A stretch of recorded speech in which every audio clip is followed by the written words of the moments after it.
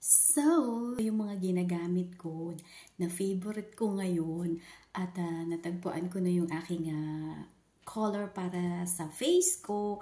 Medyo nag-fade siya ng konti, hindi na siya masyadong halata.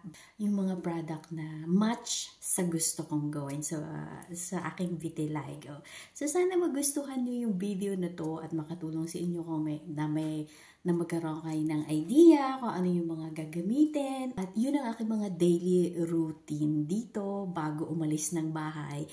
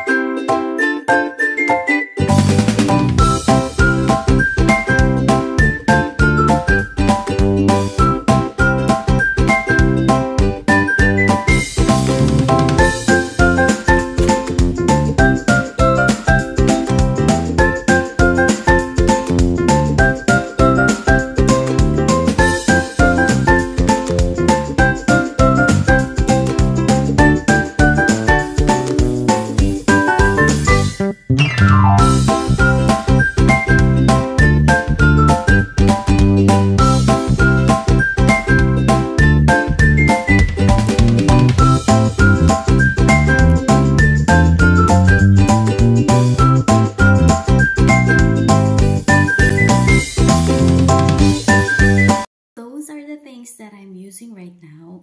Invento lang ako ng invento kung ano pa ang pwede kong mailagay para ma-cover up ko yung aking mga vitiligo dito. Kung meron kayong tip para sa akin, mag-comment lang kayo dyan. Ibigay niyo sa akin yan.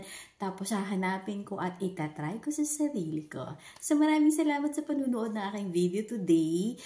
At magbibigay ako ng video kung paano naman yung ginagawa ko para bago ako matulog. Kung ano yung mga nilalagay ko sa face ko. Alright, so have a great day guys and be beautiful always. Bye!